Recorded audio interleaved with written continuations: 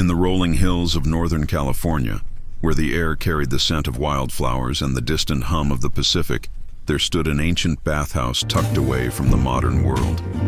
Known as Solace Springs, it was a hidden gem, its stone walls weathered by time, its windows framed with ivy, and its interior adorned with clay pots and dried blossoms. The bathhouse had been a sanctuary for generations, a place where weary souls sought solace in the warm, mineral-rich waters that bubbled up from the earth. On this particular evening, October 6, 2025, the golden light of dusk spilled through the open window, casting a warm glow over the steaming pool where Elena Harper sat. Elena was a woman of striking beauty, her auburn hair cascading in wild waves over her shoulders, damp from the water. Her green eyes, sharp yet softened by a quiet melancholy, reflected the flickering candlelight. She wore a thin cream-colored robe that clung to her skin, adorned with golden bangles that jingled softly as she moved her arms through the water. At 29, she had come to Solace Springs seeking refuge from a life that had grown too heavy.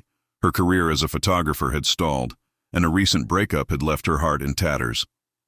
The bathhouse, with its promise of renewal, felt like the only place she could breathe again. As she leaned back against the smooth stone edge, the steam rising around her, she closed her eyes and let the warmth seep into her bones.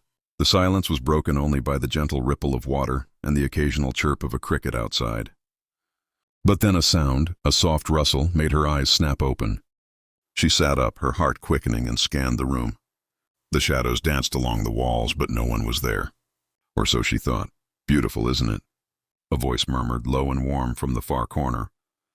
Elena gasped, clutching the edge of the pool. A man stepped into the light, his figure tall and lean, his dark hair tousled as if he'd just run through the forest. His eyes, a deep hazel, held a spark of mischief, and a faint smile played on his lips. He wore a simple linen shirt, sleeves rolled up, and carried a tray with a pitcher and 2 glasses. "I'm sorry," he said, raising a hand in apology. "I didn't mean to startle you. I'm Julian, the caretaker here. I bring refreshments to guests at dusk. May I join you?" Elena hesitated, her instincts warring with the curiosity that had always driven her art. There was something about him, his easy confidence, the way he moved with grace, that disarmed her. "Only if you explain how you got in without me noticing," she replied, her voice teasing despite her nerves. Julian chuckled, setting the tray down on the stone ledge. "There's a hidden door behind the tapestry over there. Old smuggler's trick from the 19th century. This place has its secrets." He poured a glass of chilled herbal tea and handed it to her, his fingers brushing hers briefly. The touch sent a shiver through her, though the water was warm. As they sipped their tea, the conversation flowed effortlessly. Julian told her of the bathhouse's history, how it had been built by a Spanish settler who fell in love with a local woman, their romance immortalized in the Springs legend of eternal renewal. Elena shared her own story, her voice softening as she spoke of her lost passion for photography and the man who had walked away. Julian listened intently, his gaze never leaving her face, and when she finished, he leaned closer. "You're still an artist," he said. "I can see it in your eyes. This place, it's a canvas. Let me show you." Before she could protest, he stood and offered his hand. Reluctantly, she took it, stepping out of the pool, her robe clinging to her as he led her to a small alcove. There he revealed an ancient camera, its brass fittings gleaming under the candlelight. "It's been here for decades," he explained. "Guests used to document their time here. Take it.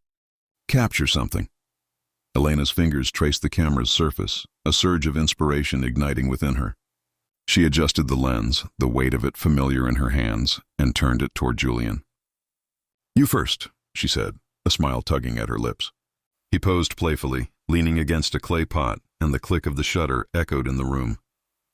The image that emerged was striking, his rugged charm framed by the soft light, a moment frozen in time.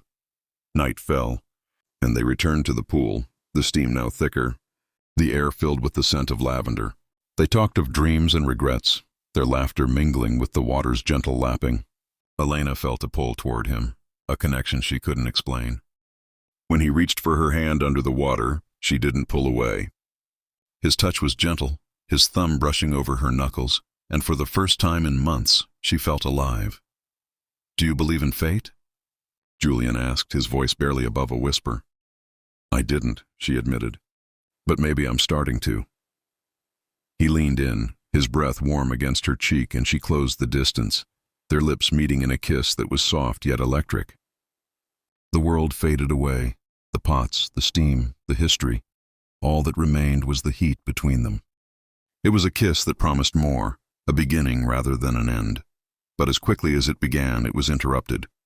A loud knock echoed from the entrance, and Julian pulled back, his expression shifting to one of concern. I have to check that, he said, standing. Wait here. Elena nodded, her heart racing, and watched him disappear through the hidden door. Minutes passed, stretching into an eternity, and unease crept in. She wrapped a towel around herself and followed the sound of voices to the main hall.